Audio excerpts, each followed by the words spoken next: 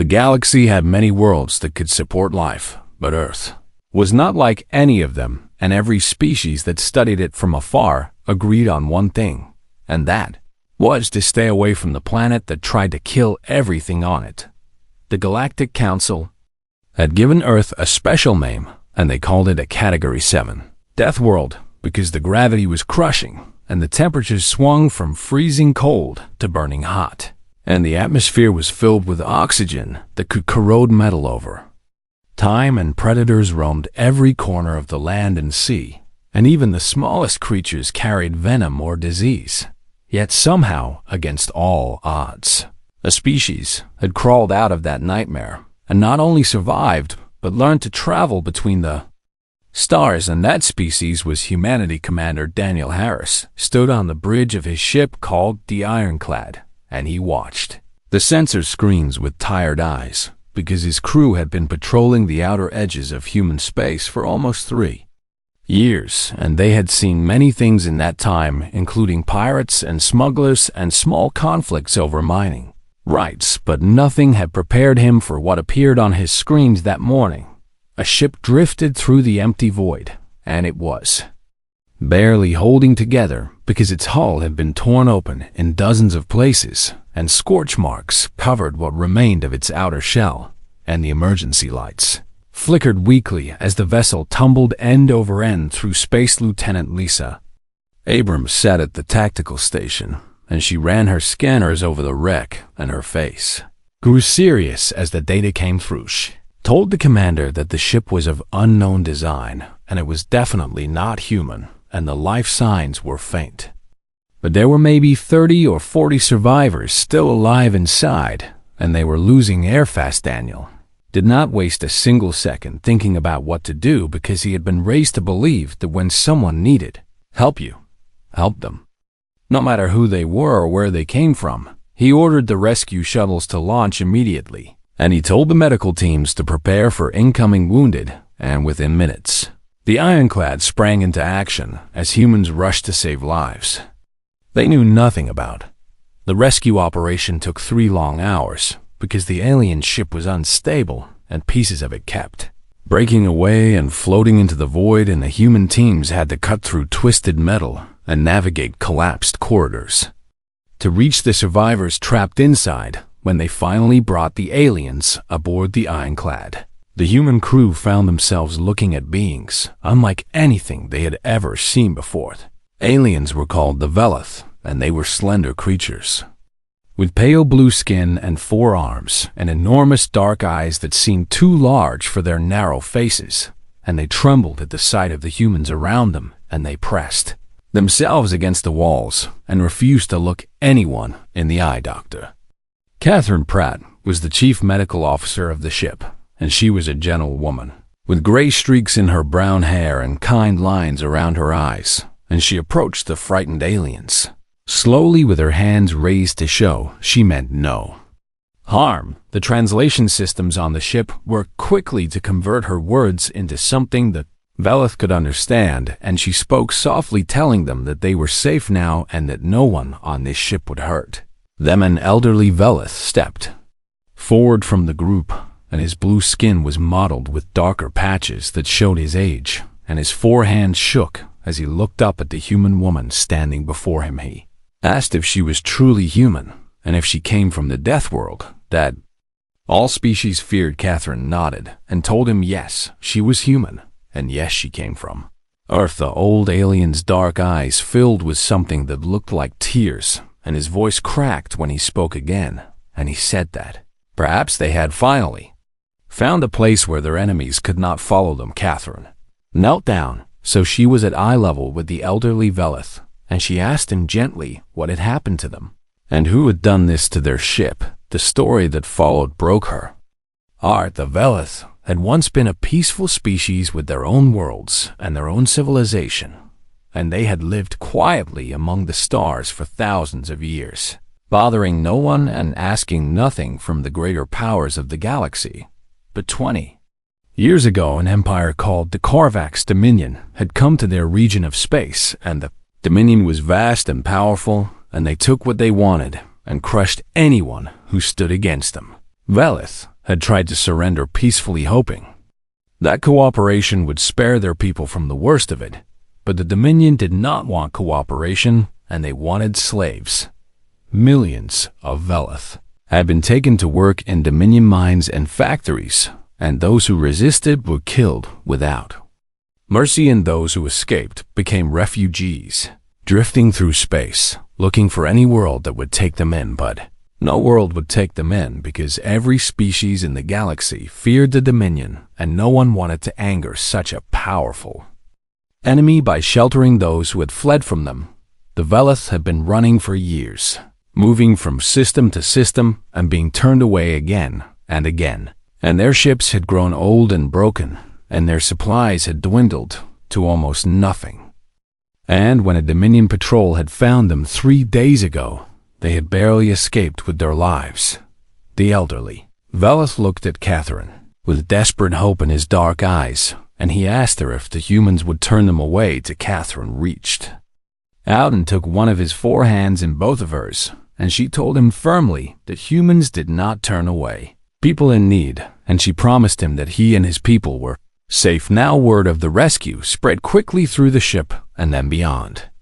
As Commander Harris sent his report to Fleet Headquarters on Titan Station, and the response from human leadership was immediate and clear. Admiral Patricia Cole was a small woman with short gray hair and sharp eyes that had seen too many battles in her long career, and when she read the report about the Velith refugees, she called an emergency meeting with her senior staffer aide. Lieutenant Gregory Dunn brought her troubling news, and he told her that the Velith were not the first refugees to reach human space, and similar groups had been arriving at frontier stations for months, and all of them were fleeing the same enemy. Patricia asked what the Galactic Council was doing about the Dominion, and Gregory shook his head and told her that the Council had officially condemned the Dominion's actions, but refused to do anything real about it because the Korvax were too powerful, and too many Council species depended on trade with them. Patricia stood and walked to the window of her office, and she looked out at the shipyards where new human vessels were being built, and she thought about what kind of galaxy they lived in, where entire civilizations could be destroyed while others watched and did nothing. She made her decision quickly because that was who she was. She ordered Gregory to send word to every human ship on the frontier, and the message was simple and clear. And it said that any vessel carrying refugees from Dominion space was to be given safe passage into human territory, and any human who encountered people in need was to help them without hesitation. Gregory asked if she was sure about this because helping the refugees might anger the Dominion and bring trouble to humanity. Patricia turned to face him, and her eyes were hard and determined, and she said that humanity had not survived a Deathworld by being cowards, and if trouble came, then they would face it together. And so it began. The months that followed changed everything for humanity and for the desperate souls who found their way to human space, seeking safety from the darkness that pursued them. Word spread through the galaxy faster than anyone expected, and it passed from ship to ship and station to station, carried by traders and travelers who whispered about the strange Deathworlders who had opened their doors to those everyone else had abandoned. The humans will take you in, they said, and the humans are not afraid, and so they came. First it was just the Velith arriving in small groups with their damaged ships and their frightened children, but soon others followed, and each new group brought stories of suffering that made human hearts ache with sorrow and burn with anger. The Myrthan came next, and they were beings with bodies covered in crystalline shells that sparkled like diamonds in the light, and they had been artisans and craftspeople before the Dominion had conquered their worlds and forced them to work in weapons factories. Then came the Sylvani, who communicated through patterns of light that danced across their smooth skin, and they had been scientists and teachers before the Dominion had destroyed their universities and burned their libraries. And then came the Dren, who were massive creatures twice the size of any human with thick gray hide and gentle eyes. And they had once been proud warriors, but now they carried their young in their arms and begged only for a place where Their children could grow up without fear. Each group had the same question when they first arrived, and they asked the humans why they were helping when no one else would. Commander Daniel Harris heard this question many times, and he always gave the same answer. He would tell them about Earth, and about how every creature on that planet had spent millions of years trying to kill every other creature, and how humans had survived, not by being the strongest or the fastest, but by learning to work together and protect each other. He would tell them that humans understood what it meant to struggle against impossible odds, because they had been doing it since the beginning of their existence. And he would tell them that when you have survived the worst that the universe can throw at you, then you learn that helping others is not a weakness, but the greatest strength of all. The refugees listened to these words, and many of them wept because they had forgotten what kindness felt like after so many years of running and hiding and being turned away on Earth. And on the human colonies, life began to change as the new arrivals settled in and started to build homes. The colony world of New Montana became one of the main refugee settlements. And it was a beautiful planet with wide open plains and tall mountains and clean rivers that reminded many of the Velith of their lost homeworld. Schools were built where alien children sat beside human children and learned together, and at first there was confusion and misunderstanding because the species were so different from each other. But children have a way of finding common ground that adults often forget. A young Velith girl named Kira sat in a classroom next to a human boy named Christopher Lane, and they were both 7 years old, and they became friends on the very first day. Christopher taught Kira how to play catch, even though her 4 arms gave her a big advantage, and Kira taught Christopher some words in her native language, and they laughed together at the funny sounds each other made when trying to speak. One afternoon, Kira asked Christopher a question that had been bothering her for a long time. She asked him why humans helped her people when everyone else in the galaxy was too afraid. Christopher thought about it for a moment, and then he told her what his mother had said. And his mother had said that humans help because they know what it feels like to almost die, and their planet tried to kill them for 1,000,000 years. So when someone needs help, humans help. Kira said that she was worried because the Dominion would be angry at the humans for taking in refugees. Christopher just grinned and showed her the gap where he had lost a tooth, and he told her that his father said humans do not scare easy.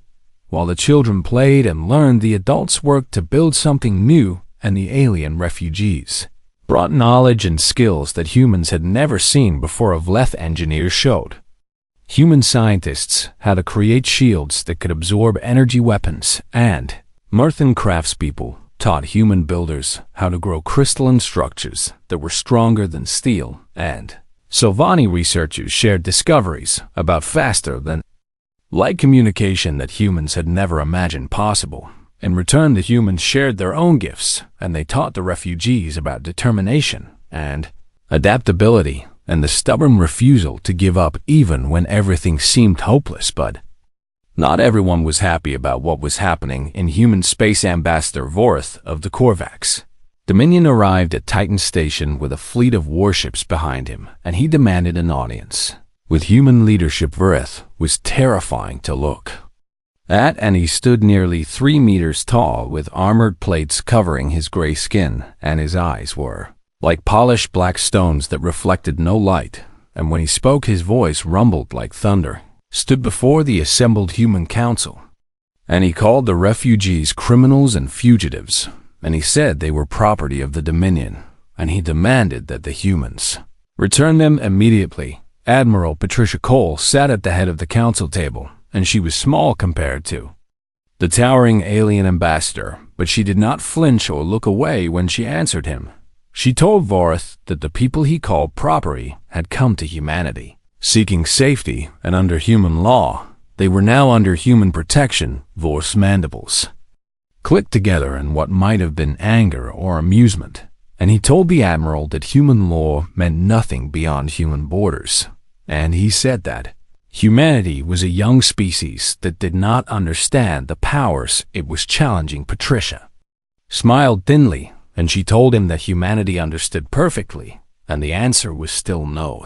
Chamber fell silent as the two leaders stared at each other, and everyone watching could feel the weight of the moment, and they knew that something important had just changed. Vorith leaned forward, and his black eyes glittered with menace, and he told Patricia that humanity had chosen its fate, and then he called the humans Deathworlders. As if the word was an insult, Patricia stood up from her chair, and though she was small, she seemed to fill the room with her presence, and she told Vorith that yes, they were Deathworlders, and they were proud of it. She told him that Earth had tried to kill humanity for millions of years, and it had failed.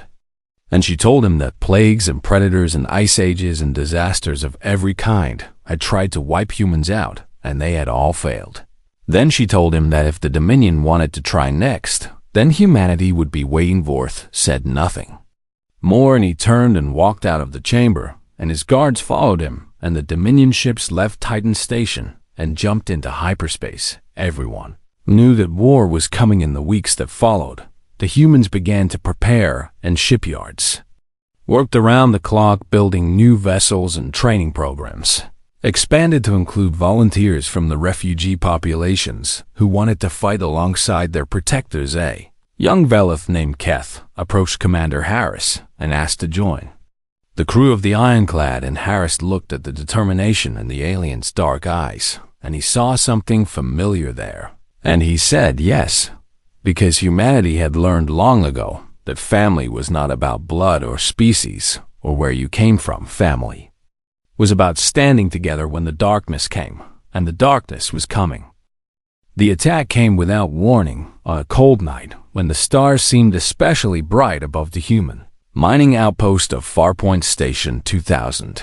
People lived on that station, including miners and engineers and their families, and they had no warships to protect them because they were far from the main human territories, and no one had expected the Dominion to strike so far from their own borders. The Dominion fleet dropped out of hyperspace at midnight, and they did not send warnings or demands or give anyone a chance to surrender, and they simply opened fire. Station shields held for 17 minutes, and in those 17 minutes, the people inside sent desperate messages to anyone who could hear them, and they described the ships attacking them, and they begged for help that would never arrive in time. And then the shields failed, and the station died. 2,000 souls lost in a single night, and among them were children who had been sleeping in their beds, and workers who had been ending their shifts, and families who had been eating dinner together, never knowing it would be their last. The news reached Earth within hours, and it spread across every human world like wildfire, and the reaction was unlike anything the galaxy had ever seen. Humans did not panic, and they did not despair, and they did not argue about what to do. They got angry. Admiral Patricia Cole received reports from across human space, and every single one said the same thing, and the message was clear, and it was that humanity was ready to fight. Volunteers flooded recruitment centers in numbers that overwhelmed the officers trying to process them, and factories that had been producing civilian goods switched to military production overnight. And scientists who had been working on peaceful research turned their minds to weapons and defenses. But the most remarkable thing happened among the refugee populations. The Narrations. The minds to weapons and defenses.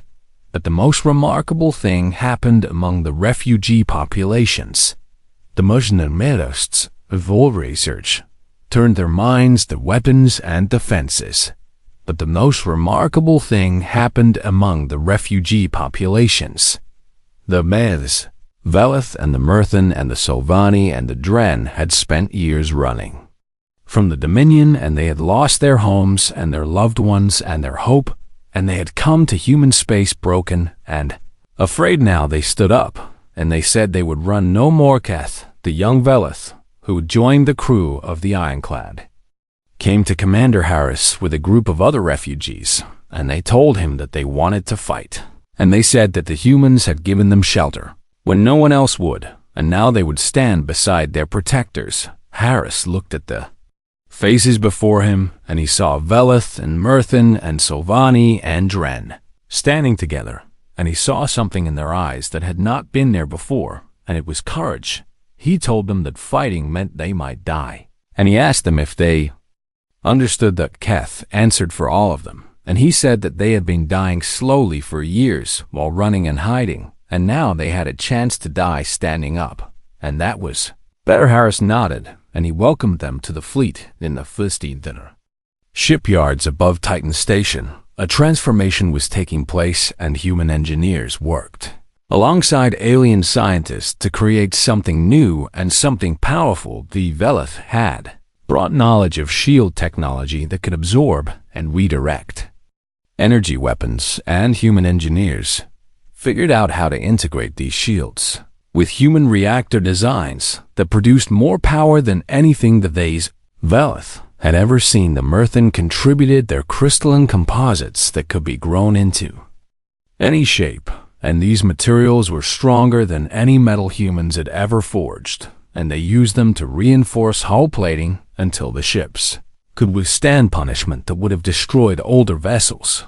The Sylvani shared their communication technology that allowed for instantaneous coordination across vast distances, and human programmers adapted these systems so that entire fleets could move as one, responding to threats faster than should have been possible. And the Dren, who had once been warriors before the Dominion broke their spirit, remembered their old ways, and they trained alongside human marines, teaching them techniques for close combat that had been perfected over thousands of years. The ships that emerged from the yards were unlike anything the galaxy had seen before, and they were not just human, and they were not just alien, and they were something new and something dangerous. Admiral Cole looked at the fleet assembling before her, and she felt pride swelling in her chest, because this was what humanity did best, and this was taking impossible situations and finding a way through them. She gave the fleet a name, and she called it the Deathworld Fleet, because that was what they were, and she wanted the Dominion to know exactly who was coming for them. Commander Harris stood on the bridge of the newly refitted ironclad, and beside him stood Keth, who now wore a human uniform modified for his 4 arms, and together they watched as more ships dropped out of hyperspace and joined the formation. The fleet was massive, and it included human warships bristling with weapons and converted refugee transports that had been armed and armored and crewed by aliens who had chosen to fight for their new home. Harris asked Keth if he was afraid. Keth thought about the question for a long moment, and then he said that fear had been his constant companion for most of his life, and he said that fear had followed him from world to world as the Dominion destroyed everything he loved. But now he said the fear felt different, and it was not the fear of prey being hunted, but the fear of a warrior before battle, and there was a strange comfort in that. Harris understood exactly what he meant on New Montana Young. Kira watched the news feeds with her family, and she saw the ships gathering, and she saw humans and Velith and other species standing together, and her mother held her close and told her that everything would be all right. Kira asked if the humans would win. Her mother did not answer right away, and then she said that she did not know if they would win, but she knew that they would fight, and she said that after years of running it felt good to finally stop. Christopher Lane's father was on one of those ships, and Christopher stood with his mother at the window of their home and looked up at the stars, and he wondered which one of those distant lights was his father. His mother told him that his father was fighting so that Christopher and Kira and all the other children would never have to run and never have to hide and never have to be afraid. Christopher asked when his father would come home. His mother held him tight and said soon, and she hoped with all her heart that it was true. Deathworld Fleet completed its assembly, and Admiral Cole gave the order to move out, and hundreds of ships turned as one and jumped into hyperspace, heading toward the place where they would meet the enemy. The Battle of Corinth, the passage, was about to begin, and it would change the galaxy forever. In the darkness between the stars, humanity and its new family flew toward their destiny, and they carried with them the stubborn determination of beings who had survived everything the universe had Thrown at them, they were Deathworlders, and they were coming, and they would not be stopped. The Corinth Passage was a narrow corridor of space between two massive nebulae, and it was the only route from Dominion territory to the heart of human space, and whoever controlled it controlled the War Admiral Patricia Cole had chosen this place for the battle because the nebulae would prevent the Dominion from using their superior numbers to surround the human fleet, and in this narrow corridor numbers would matter less than courage and skill. The Dominion fleet arrived first, and it was enormous and terrifying, and it stretched across the darkness like a wall of death, and there were over 300 warships, each one larger and more powerful than anything in the human fleet. Ambassador Vorath commanded from his flagship, the Conqueror, and he looked at his sensors, and he saw the human fleet approaching, and he laughed because the Deathworlders had brought barely 100 ships to face him. He ordered his communications officer to send a message to the humans, and he told them that this was their last chance to surrender and return the refugees, and he promised that if they did so, he would only destroy half their worlds as could surrender and return the refugees, and he promised that if they did so, he would only destroy half their worlds as bets v. Punishment. Admiral Cole received the message on the bridge of her flagship, the Relentless, and she did not bother to respond with words. Instead, she gave a single order: attack. The Deathworld fleet surged forward, and the battle began.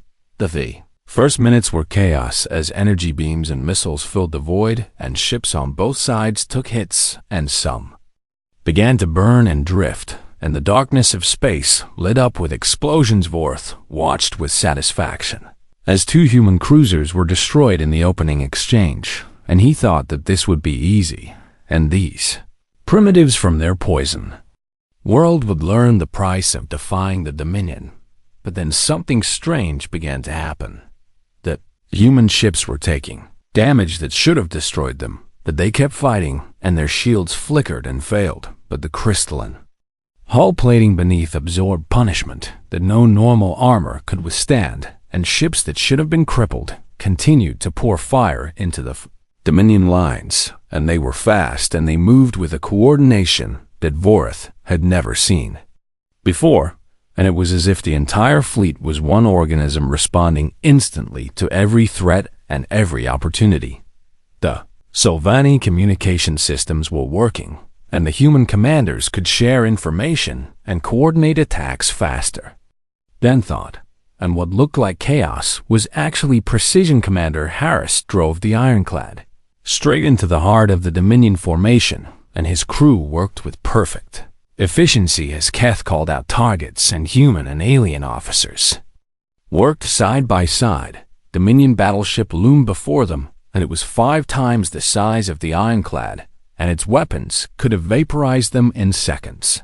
Harris did not hesitate, and he ordered full power to the forward shields, and he flew directly at the massive vessel, and at the last moment he rolled the ship and passed beneath the battleship so close that they could see the rivets on its hull as they passed. Keth triggered the weapons, and they fired directly into the battleship's exposed underbelly where the armor was weakest, and the shots tore through vital systems, and the great ship shuddered and began to list across the battlefield. Similar scenes played out as human captains used tactics that the Dominion had never encountered before, because the Dominion had spent 1,000 years fighting enemies who were afraid of them. Humans were not afraid, or rather they were afraid, but they had learned long ago that fear was just information, and it told you that something was dangerous, and it did not tell you to stop. On the cruiser Steadfast, Captain Martha Chen led her ship in defense of a group of refugee transports that had come to help with medical support and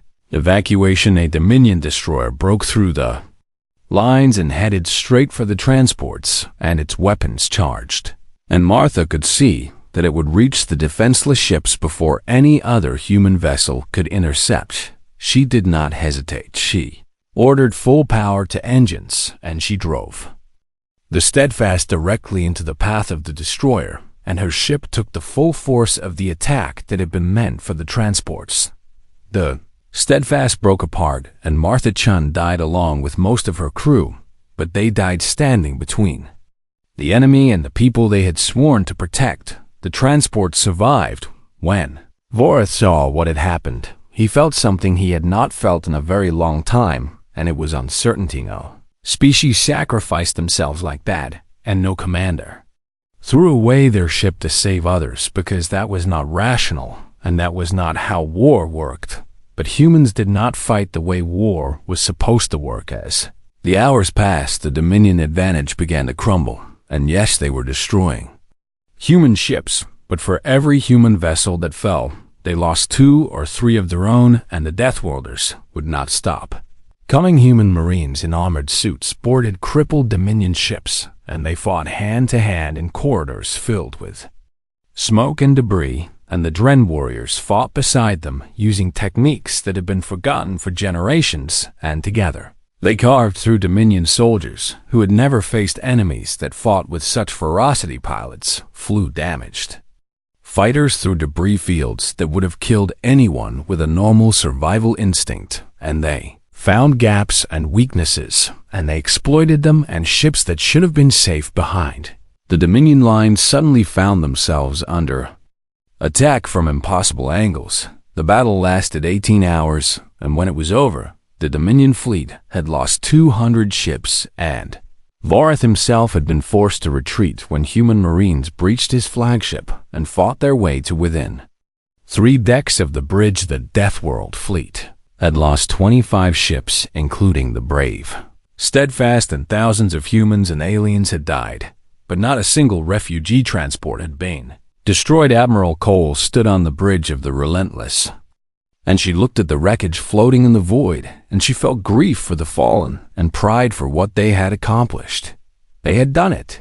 They had faced the greatest military power in the galaxy, and they had won. Keth stood beside Commander Harris on the ironclad, and he looked at the retreating Dominion ships, and tears streamed from his dark eyes, because for the first time in his life, he had seen his enemies run. Harris put a hand on his shoulder, and he did not say anything because there was nothing to say. They had survived, and that was enough. Across human space, the news spread, and people celebrated in the streets, and refugees who had spent years in fear embraced each other and wept with joy. On New Montana, young Kira heard that her father's ship had survived, and she ran through the streets shouting with happiness, and Christopher ran beside her, and they laughed because the darkness had come and they had faced it, and they were still standing. The war was not over, but something had changed forever.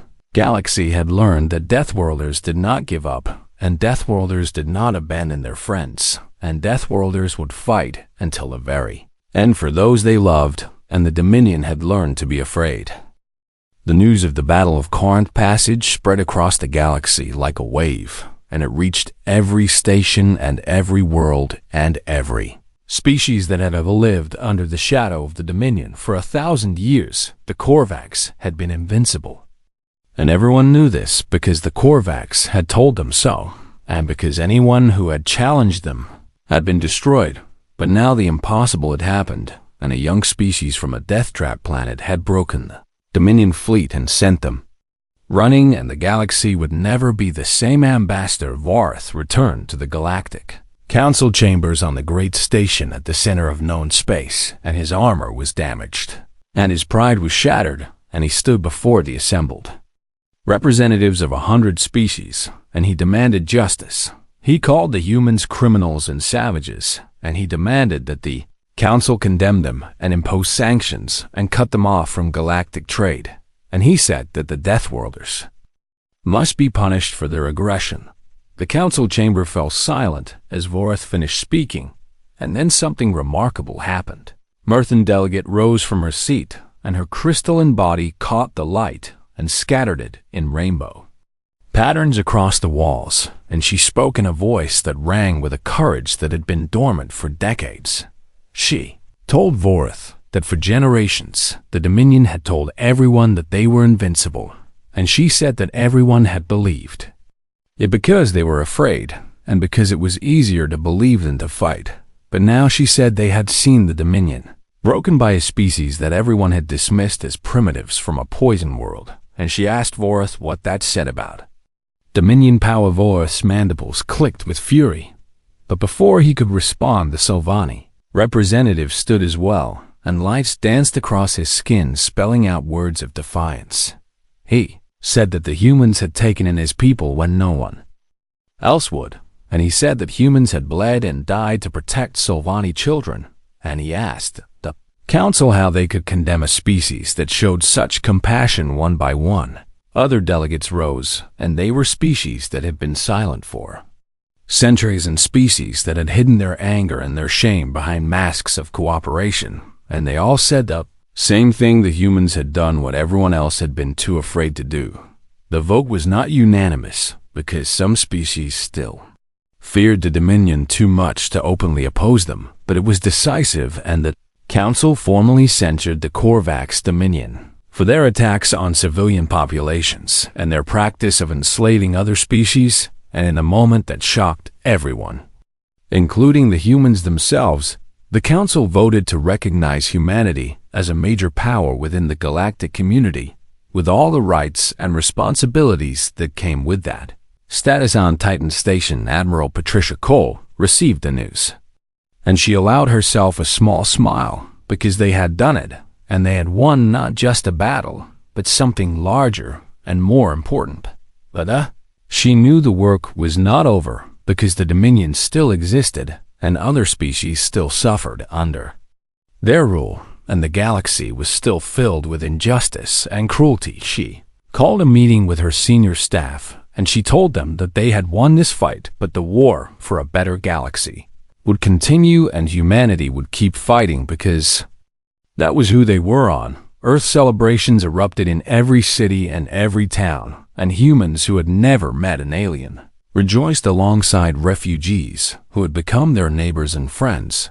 But in the refugee quarters, the mood was different, and it was quieter and more profound, because they understood better than anyone else what had been sacrificed on New Montana. A memorial service was held for the crew of the Steadfast and for all the others who had given their lives in the battle, and thousands of humans and aliens gathered together to honor the fallen young Kira stood with her family, and she watched as the names of the dead scrolled across a great screen, and she did not understand all the words that the human chaplain spoke, but she felt the weight of them in her heart. Christopher Lane stood beside her, and his hand found one of hers, and he held it gently because his father had survived, but many of his friends had lost parents and siblings and loved ones. Kira whispered that the humans had died for her people. Christopher nodded, and he told her that they had died for everyone, and he repeated what his father had told him when he came home, and his father had said that being human is not about where you are born,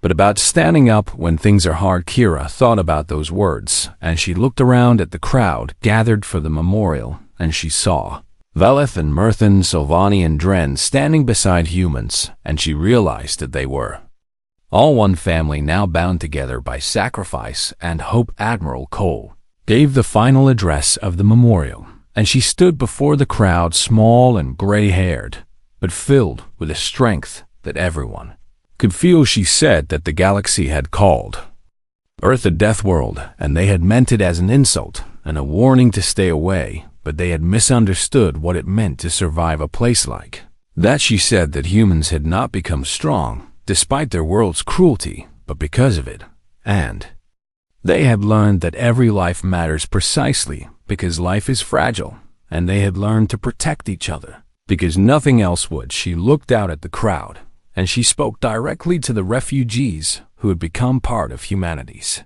family. She told them that they were not guests and they were not charity cases, and they were family, and their children would grow up alongside human children, and their stories would become part of humanity's story. And she made them a promise. She promised that if anyone anywhere ever tried to harm them again, those enemies would learn what the Deathworld had taught humanity.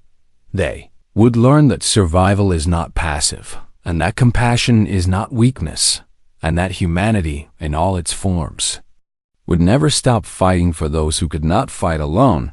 The crowd cheered and wept and embraced each other, and in That moment something new was born. It was not just an alliance or a treaty or a political arrangement, but something deeper and something stronger. And it was a family forged in fire and bound by love. Kira looked up at the stars, visible through the dome of the memorial garden, and she thought about all the darkness that still existed out there and all the species that still suffered under tyranny and fear. But for the first time in her young life, she did not feel afraid when she looked at the void between the stars. She felt hope because she was no longer alone, and none of them were alone anymore. They were the children of the Deathworld now, and they had survived everything the universe had thrown at them, and they would keep surviving, and they would keep fighting, and they would keep protecting each other until the very last star went dark. That was what it meant to be human, and Kira smiled, because she understood now that being human had nothing to do with what planet you were born on. It had everything to do with standing together when the darkness came, and they would always stand together, always.